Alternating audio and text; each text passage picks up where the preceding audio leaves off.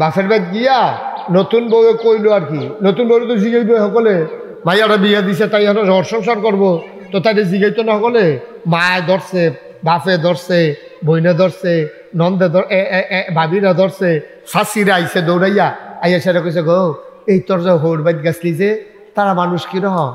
মা মানুষ না মানুষ না, আমার হরিটা কথায় কথায় খালি দম খায়, আর জামাই এমনি চেহারায় না সুন্দর, খাইচুত খারাপ তো।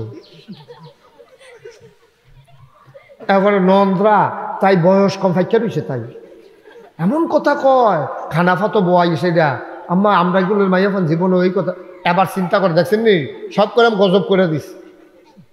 আর হৌরটা বুড়ো হয়ে গেছে গাবাটা লাভ বগিতা এই গেটে গেটে গেছে গেছে করতে থাকে অক করে গজব আম্মা আমি কই গিয়া বললাম জাহান নামের আগুন। আচ্ছা এবার কর এই কথাটি কইলে বউটা নতুন বউটা যদি বাহির রাজ্যে এই কথাটি কয় তাহলে হেতারা কইব বুঝছিলাম তো ভালাই মানুষ না তো হইল। এই যে মন্তব্যটা করলো বেআইন ব্যাপারে, বেআইনের ব্যাপারে, জামাইয়ের ব্যাপারে, ও আম্মা আপনি যে বিয়া বই আইছেন আপনার কারণে, আপনি যদি কথাটি গোপন রাখতেন, আপনি যদি কইতেন না আম্মা আপনি আম্মা হালাই গিয়ে আমি আরেক আম্মা পাইছি মাশাল্লাহ আমার শ্বশুরে যেমনি বৌমা কইয়া ডাক দেয়, আরে রাব বয় আমার এমনি জি কইয়া ডাক দিছে না, কুতুর বাড়াইয়া বাড়াইয়া কইছেন আর কি, অকনো হেসা হেসা কইছেন না, কুতুর বাড়াইয়ে কইছেন, মনে করেন যে আমার হৌরে যেমনি বৌমা কইয়া ডাক দেয় আমারে সারা সেই দিন করে আমি গেছি পরে লগে লগে গাছের বড়ি ফাইরা আইনার সাথে বউরে বড়ি দে নুন মরিচ দিয়া দিস, এরপরে জিয়েরি দিয়ে বড়ি ফাটাইছে আমার শ্বশুরে, বুড়া বেড়ায় এমনি খেলুইতে পারে না সুজো হইয়া আমার লেগে আদর করে বড়ি ফাটছে, আমার হরিয়ে না আমারে না খাওয়াইয়া জীবনে হাত ভিজায় না, আমার নন্দে ওকরা আমার লগে দিয়ে বইয়া বইয়া খায় আমারে মাছের টুকরা। তো এটি কইলে কি তৈল আপনার হৌর বাড়ির ইজ্জতরা আপনার বাপের বাড়ি তৈল, তৈলে আপনার বাপের বাড়ির তারা আপনার হৌর বাড়ির ইজ্জত দিল, আর আপনার ইজ্জত দিয়ে আপনার হৌর বাড়ির তারা ইজ্জত দিলে আপনার জামার ইজ্জত বাড়ল, আপনার জামার ইজ্জত বাড়লে এবার আবার আপনার ইজ্জত দেওয়ান শিখল, ঠিক কিনা কম? কিন্তু আপনি তো গজব গজব করে দিছেন, আপনি তো বড়বড়াইয়া সব কথা কইয়া দিয়া বইয়া দিচ্ছেন। অহন তো হেতারা কয়ার অমানুষ জি গো তোরে কই দিলাম গো জাহান নামের আগুনও আস, তো জাহান নামের আগুন কমতো না, এটা দাউ দাউ করে বাড়বো।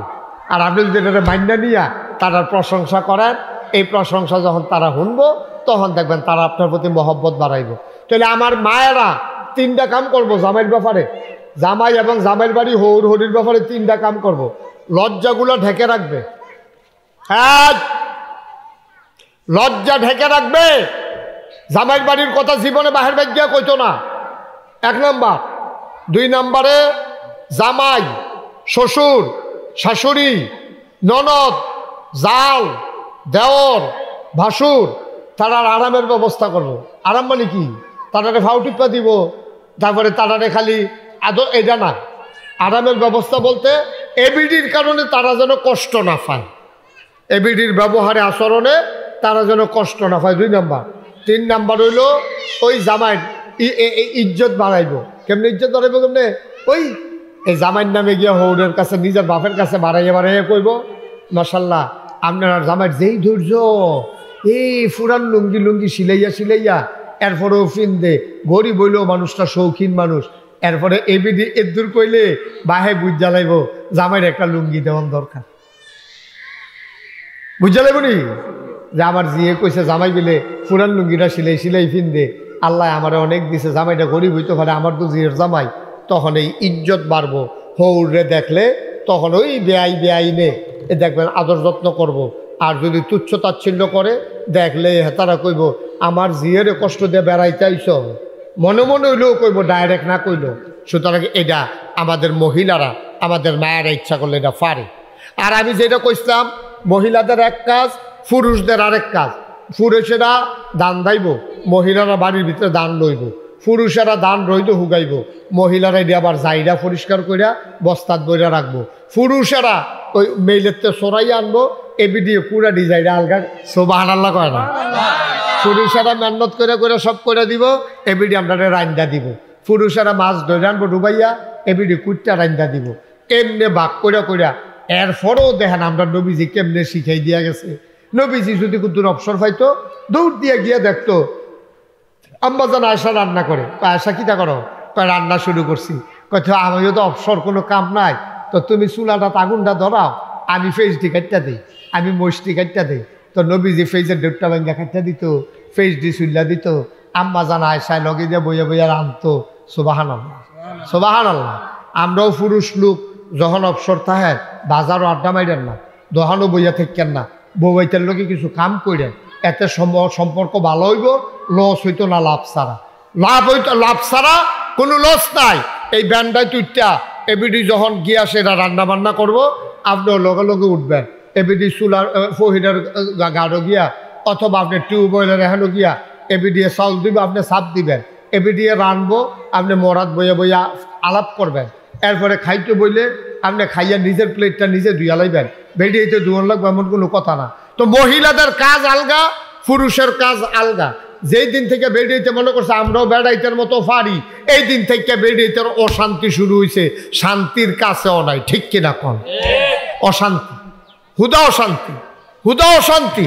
সমাজটা চালাইতে বেডিও লাগে, বেড়াও লাগে, পুরুষও লাগে, মহিলাও লাগে।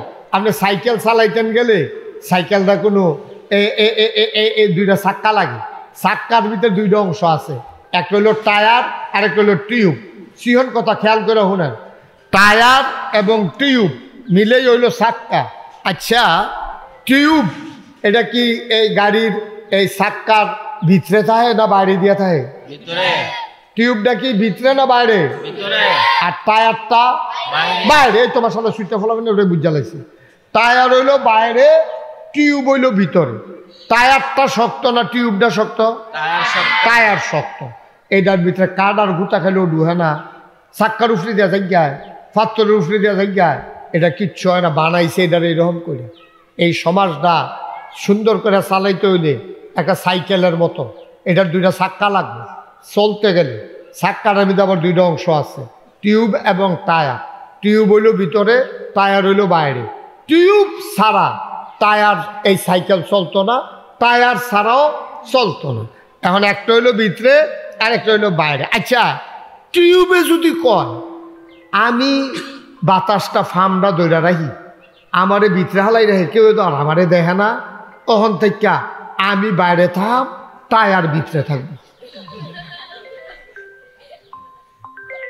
কথা তো বুঝার কথাই।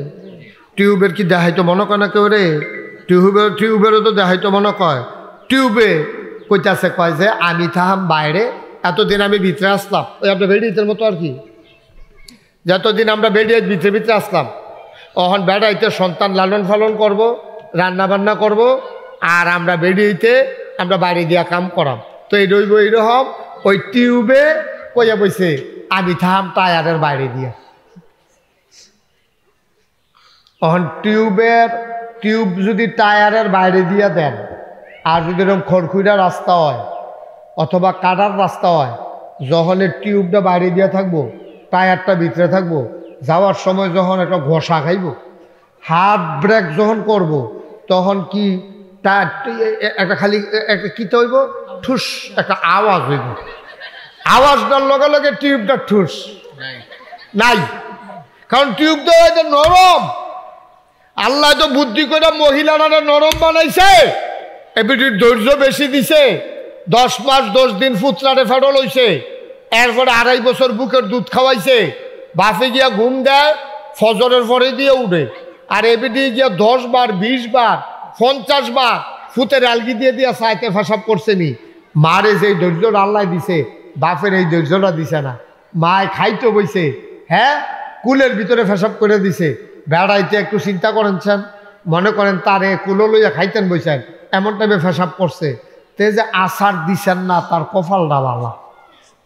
বেড়া হইতো তো জায়গাতে আচার দিয়া অথবা এটা দিয়ে হালাই দিয়া এটা এটা সরাইতে সরাইতে এটা এখন তো খাইতাম বসে কিন্তু খাইতামও পারতাম না, তার জ্বালায় সবে তো শেষ। কিন্তু আমার আম্মা তো একদিনও কয় না,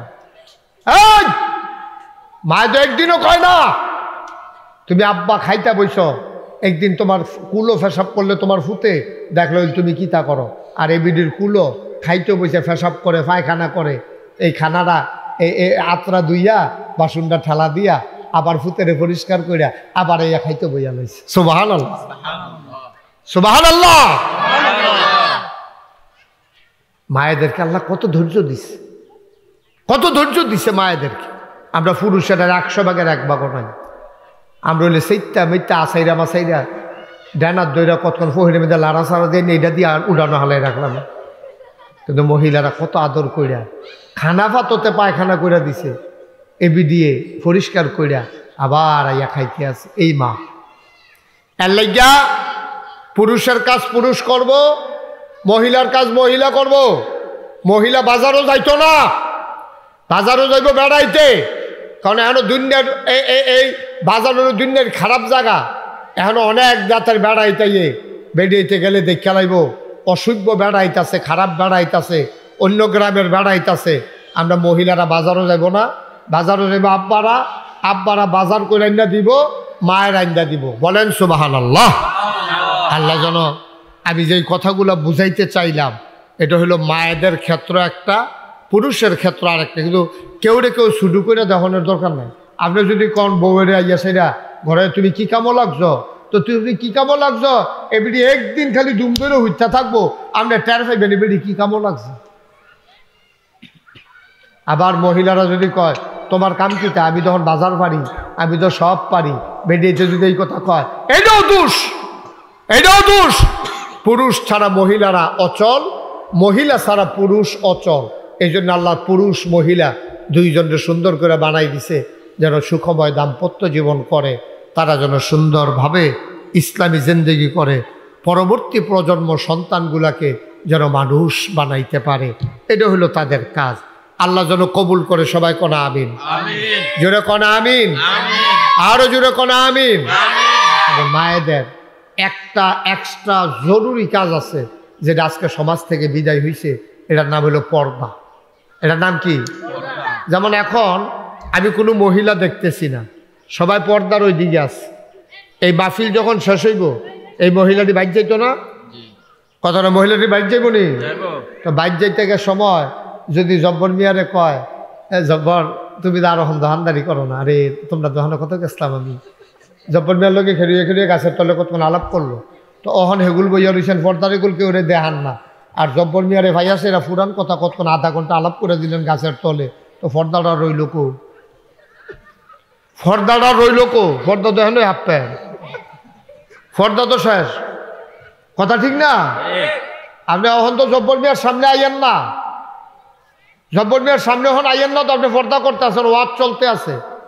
এখন মাহফিলের পরে আপনি সুইটটা ফলা দিয়া মাইয়া দিয়ে খবর দিছেন জব্বর ভাইয়ের দহন আমি কত খরচ খাইছি, কই শুন তো গাছের তলে খেড়ি তো কইছি আমি আইতে আছি, এবারে এই খেড়িয়ে জব্বর মিয়ার লোক। আর তো পর্দাটা কই রইল, পর্দাটা রইল কেমনে? তো সবে তো শেষ।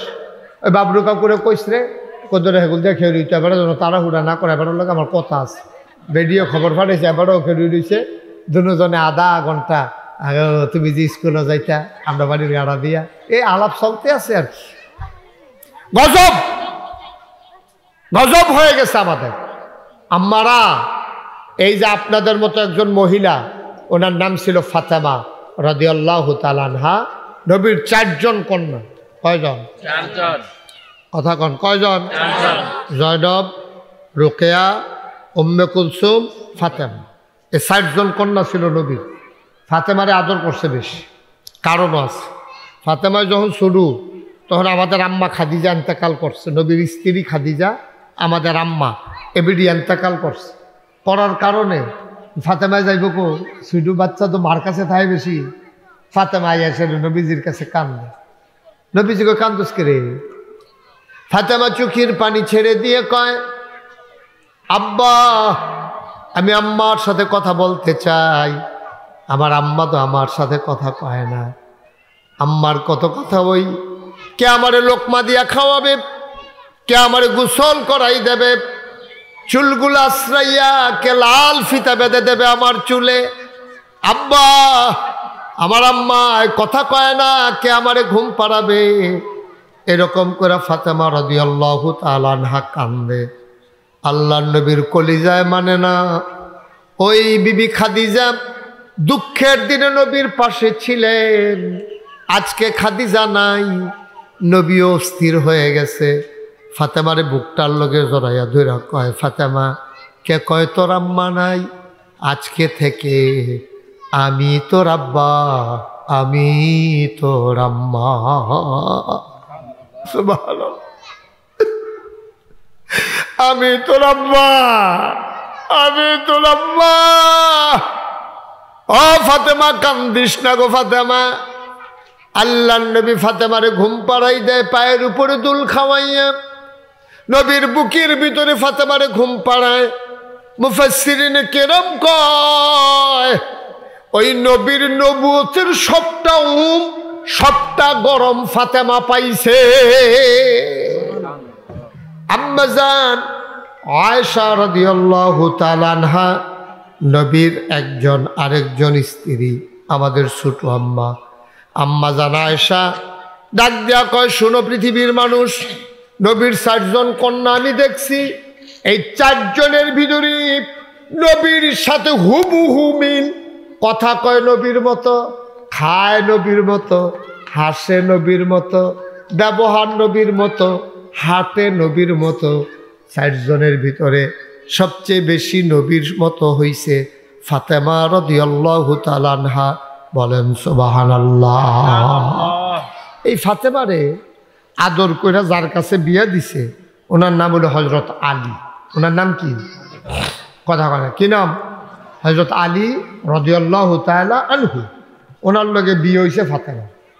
ফাতেমার ঘরে 2টা বাচ্চা হইছে, হাসান হুসাইন। এখন ফাতেমার একদিন সাংঘাতিক জ্বর।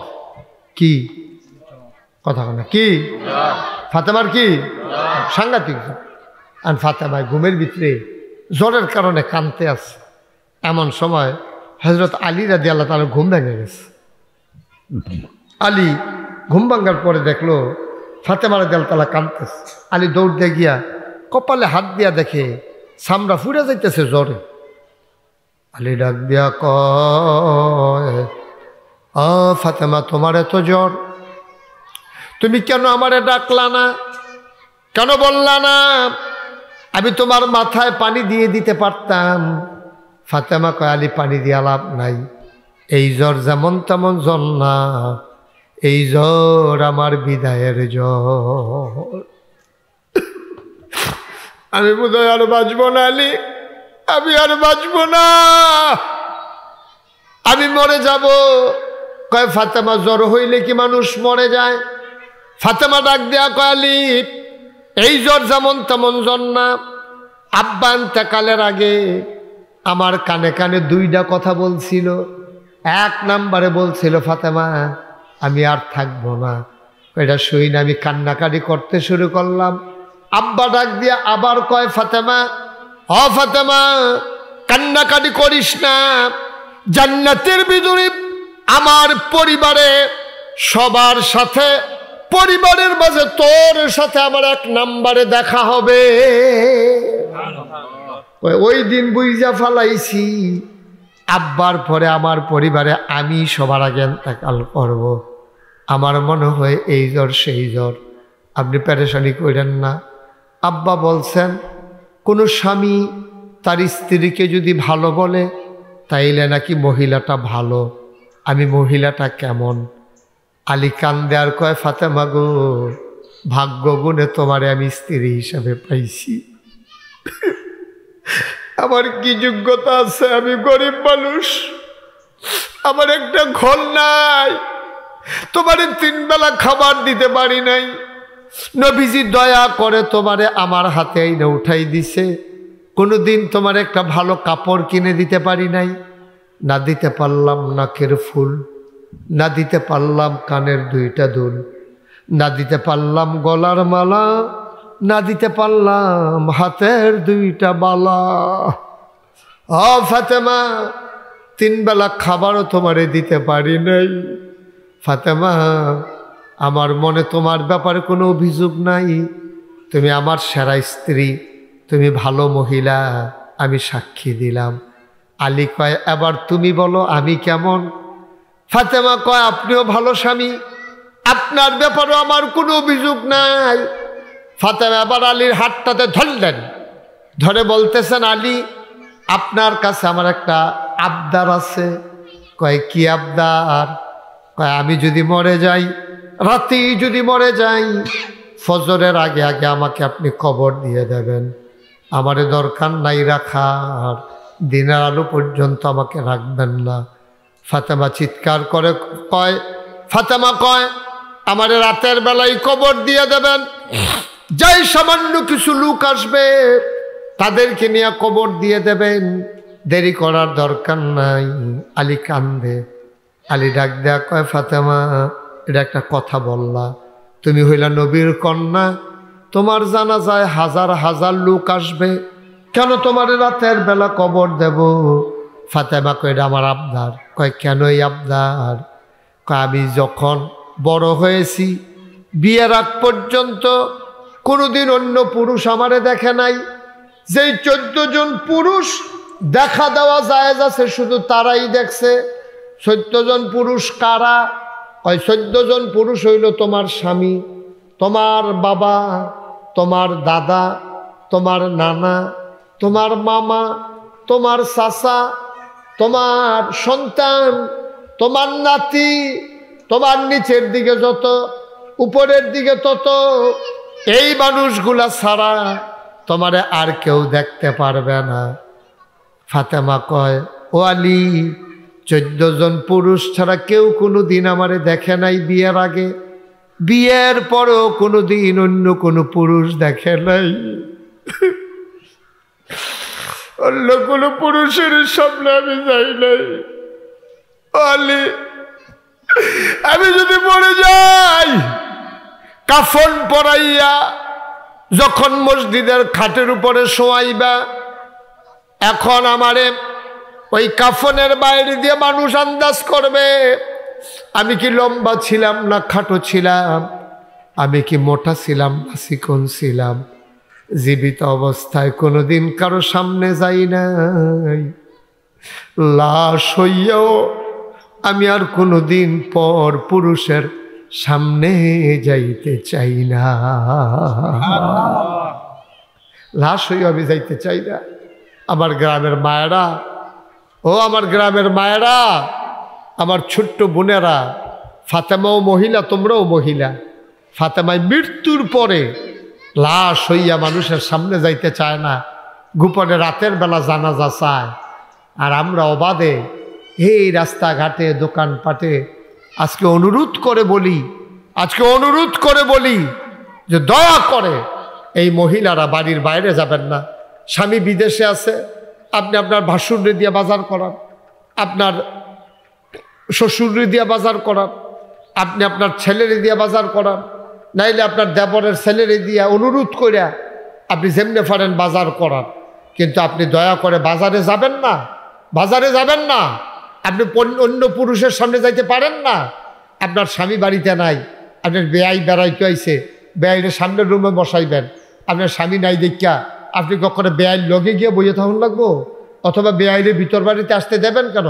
বলবেন যে বেয়াই আপনি কিছু মনে করেন না, ভাই আপনার ভাইয়ে তো বাইক নাই, আপনার সামনের রুমে বসেন, আমার ছোটো মাইয়া আপনার কাছে সব খাবার দাবার পৌঁছে দেবে। আমি তো মুসলমান, আপনিও মুসলমান, আমরা তো পর্দা করি, দয়া করে আপনি ভিতর বাড়িতে আসবেন না। বুঝাইয়া সুন্দর করে বলে দিবেন। এতে যদি উনি রাগ হয়, ও রাগ হোক, বেয়াই রাগ হইলে সারবো, আল্লাহ রাগ হইলে সারত না। ঠিক কিনা কম? বেয়াই রাগ হইলে সারবো, কিন্তু আল্লাহ রাগ হইলে খবর আছে। দেওয়ারে রাগ হইলে সারবো, নবীরে রাগান যাইতো না, আল্লাহরে রাগ করানো যাবে না। আমার মায়েরা, বোনেরা যারা আজকে শুনছেন, আমি অনুরোধ করে বললাম, কখনোই বেপরদা হওয়া যাবে না, রাস্তাঘাটে দোকানপাটে যাওয়া যাবে না। আপনি খেয়াল রাখবেন ঘরের ভেতরে পর্দা করে চলার জন্য। আপনার দেবরের সাথে আপনার দেখা দেওয়া কবিরা গোনা। আপনার দেবরের সাথে আপনি দেখা দিতে পারেন না। খালাতো ভাই, মামাতো ভাই, চাচাতো ভাই, ফুফাতো ভাই, তালতো ভাই, যত ভাই আছে, আপন ভাই ছাড়া কারো সামনে দেখা দেওয়া যাবে না, বেপরদা হওয়া যাবে না। খেয়াল রেখে রেখে আমরা চলবো। আল্লাহ যেন আমাদেরকে কবুল করে। সবাই পড়ে না আমিন।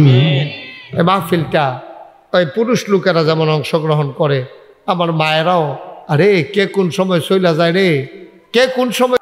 তারপরে টয়লেটে যাওয়ার সময় কি দোয়া করা লাগবে জানে না, মহিলারা জানে না করে বেড়াইতেছে জানে, বিষয়টা এরকম না।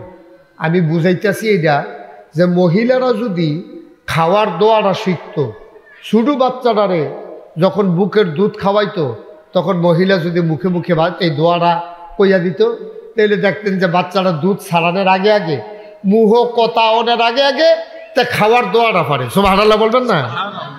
এরপরে যদি টয়লেটে যাইতে হইলে বাচ্চারা, মহিলারাই তো লইয়া যায়, বাচ্চারা যদি যখন কথা ফুটছে তখন যদি শিখাই দিত এইভাবে দোয়া পইরা টয়লেটে যাওয়া লাগে, কতই না সুন্দর হইতো। মা যখন পায়ের উপরে বালিশ দিয়া দুল পাড়াইয়া যখন বাচ্চার ঘুম পাড়ায়, তখন যদি ঘুমের দোয়াটা শিখাই দিত, আল্লাহুম্মা বিইসমিকা আমুতু ওয়াহইয়া, তখন বাচ্চাটা কি হইতো, ওই ঘুমাইতে ঘুমাইতে মার লগে লগে করতে করতে, আপনি যদি ঘুমো ফাড়াইতেছেন আপনি ফাও কথা না কয়ে দেখছেন ফরো আল্লাহুম্মা, তো বাচ্চাও ফল লইল আল্লাহুম্মা বিইসমিকা আমুতু ওয়াহইয়া, তখন দেখলেন ওই মায়ের দোয়াটা ফাড়ার কারণে বাচ্চারাও মাশাআল্লাহ দোয়াটা শিক্ষা লাইছে। মায়ে যদি কইতো বিসমিল্লাহে আল্লাহ বারাকাতিল্লাহ কইয়া সেটা খাওয়া শুরু করতো, বাচ্চারাও খাওয়ার দোয়া শিক্ষা লাইল। টয়লেট থেকে যাওয়ার সময় কি দোয়া লাগবে মায়ে যদি শিখাই দিত তাহলে বাচ্চারা সুন্দর করে শিখে ফেলতো। এই জন্য মায়েদের ভূমিকা এই সন্তান লালন পালনের ক্ষেত্রে আব্বার চাইতে আরো অনেক বেশি। বলেন সুবহানাল্লাহ। দেখবেন যেই মাটি ভালো হয়, বাপ যদি খারাপ হয় ফোলাফান্ডি মানুষ হয়। অনেক দেখবেন ওই বেড়ায় বংশ ভালো নাই, সেটটা থাহে গালাগালি করে, কিন্তু কেমনে কেমনে তার কপালও বালা বংশের একটা বেডি তে বিয়া করে লইছে। হেতার আর তো খবর লইছে না, মনে করছে নাগাইশ বিয়া দিব, এই যেমন ওক দিয়া লাইছে। তো আমরা তো নাগাইশ দিয়ে আর সকলে খারাপ না, আবার সকলে ভালাও না। তো আমরার ভিতরে চেতা বেড়া ফদাফদি করি না, বেড়া বালা বেড়ি বিয়া করে লই আইয়া করছি।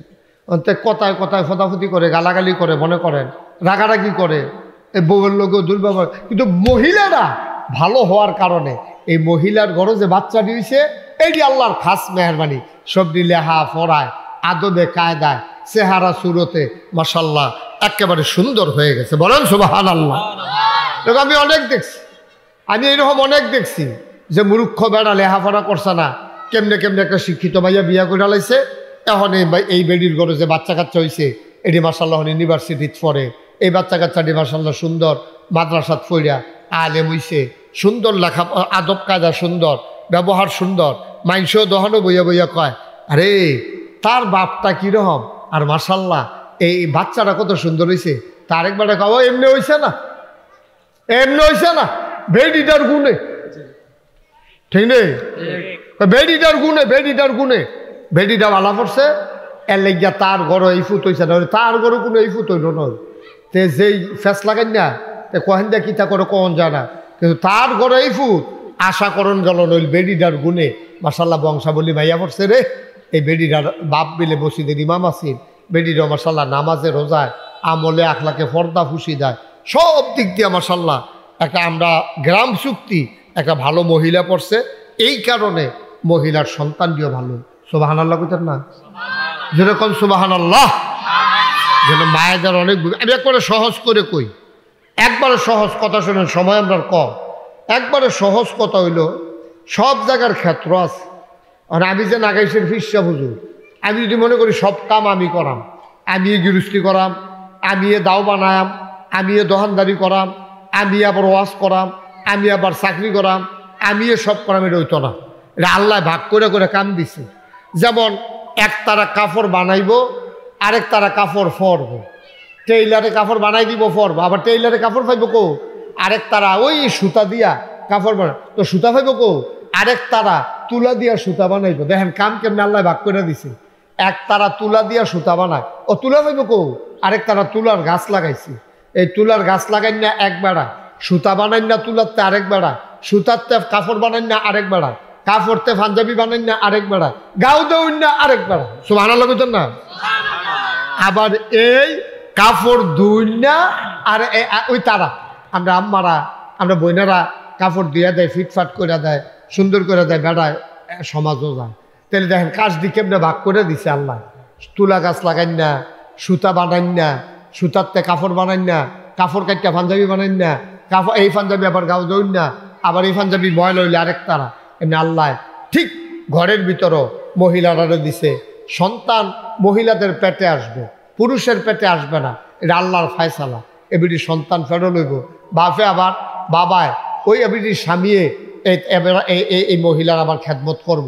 আমরা দেশ মনে করে বেডিতে খালি বেড়াইতের খেদমত করবো, বেড়াইতের মধ্যে কোনো দায়িত্ব নাই। আপনার জ্বর উঠলে যদি এবিডি মাথার ফানি দিতে পারে, তো এবিডির জ্বর উঠলে মাথার ফানি দিব না। বেড়াইতেছে গা কইতাছে হুজুরের না ভালো লাভ হয়েছে, কাম হিয়াই দিয়া যেতেছে আমরা না। এটা তো মহব্বতের বিষয়, এটা তো দায়িত্বের বিষয়।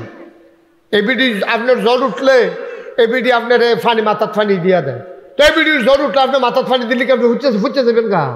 এটা আপনার দায়িত্ব।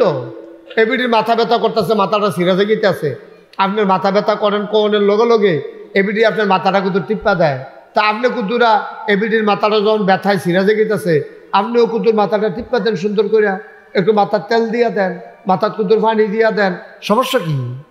সমস্যা কি? স্বামী স্ত্রীর বিষয়। এরকম না করলে হুন্না লিবাসুল লাকুম ওয়া আনতুম লিবাসুল লাহুন্না, কোরআন শরীফের আয়াত। আল্লাহ কয় এই পুরুষেরা, আগে ডাক দিছে পুরুষরারে, কয় শোনো, আমরা কই জি আল্লাহ, কয় হুন্না লিবাসুল লাকুম, এই মহিলারা তারা হলো তোমার গায়ের পোশাকের মতো। সুবহানাল্লাহ বলবেন না? মহিলারা পুরুষের গায়ের পোশাকের মতো। এরপরে কয় ওয়া আনতুম লিবাসুল লাহুন্না, তারা হইল তোমার গায়ের, পুরুষেরা হইল তোমার এই মহিলার গায়ের পোশাকের মতো। ওয়া আনতুম লিবাসুল লাহুন্না, আর তোমরা যারা পুরুষ তোমরা হইলা তাদের গায়ের পোশাকের মতো। সুবহানাল্লাহ বলেন না? দেখেন আল্লাহ কি জিনিসটা দিয়ে উদাহরণ দিছে, দেখেন কি আল্লাহ, এটা কেমন আল্লাহ, উদাহরণটা দেখেন কি কইছে। কয় হুন্না লিবাসুল লাকুম ওয়া আনতুম লিবাসুল লাহুন্না, পুরুষেরা হইল এই মহিলার আর গায়ের পোশাকের মতো, আবার মহিলার হইল পুরুষের গায়ের পোশাকের মতো। মুফাসসিরিনে কেরাম তারা গবেষণা শুরু করল, আচ্ছা গায়ের পোশাকের লগে পুরুষ মহিলা স্বামী স্ত্রীর উদাহরণ দিল কেনে? কয়টা উদাহরণ দেওয়ার কারণ হইল যে পোশাক মানুষের তিনটা কাম করে। গায়ের পোশাক, সবাই কথা বলবা এদিকে, গায়ের পোশাক মানুষের তিনটা কাম করে। কয়টা? সবাই কথা কন, কয়টা? আপনি কইতেন না, এবারে বই দিচ্ছি। এমনি মানুষ কম, আবার রয়েছেন দুম ধরে। কয়টা? আপনি তিন কইতেন পারেন না, দুইয়ের পরে তিন আর কি। কয়টা কয়টা উপকার করে? গায়ের পোশাক তিনটা কাম করে। আপনার লজ্জাস্থান ঢাইকা রাখে, খুব খেয়াল করেন। 2 নম্বরে আপনার ইজ্জত বাড়ায়, 3 নম্বরে আরাম দেয়। গায়ের পোশাকে তিনটা কাম করে। আপনার লজ্জাস্থান ঢেকে রাখে, পুরুষ হন মহিলা হন। 2 নম্বরে আপনার ইজ্জত বাড়ায়। আপনি দামি একটা কাপড় পইরা অপরিচিত জায়গাত গেলে দাম একরকম, আর সিরা একটা গামছা গাও দিয়ে গেলে এটার দাম আবার আরেক রকম।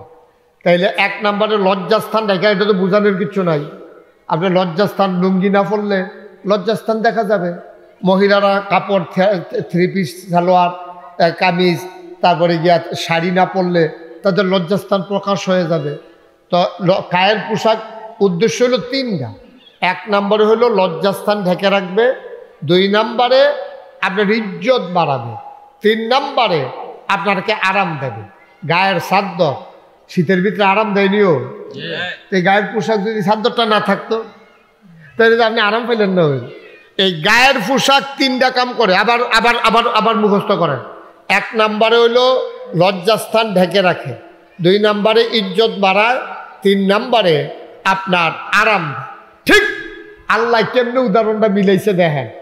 তোমরা স্বামী স্ত্রী একজন আরেকজনের জন্য গায়ের পোশাক, গায়ের পোশাকে যেমন 3টা কাম করে, লজ্জা ঢেকে রাখে, এবারে গিয়ে ইজ্জত বাড়ায়, আরাম দেয়। তোমরা জামাইরা বউয়ের জন্য এই 3টা কাম করবা। তাদের লজ্জা ঢেকে রাখবা, তাদের ইজ্জত বাড়াইবা, তাদেরকে আরাম দিবা।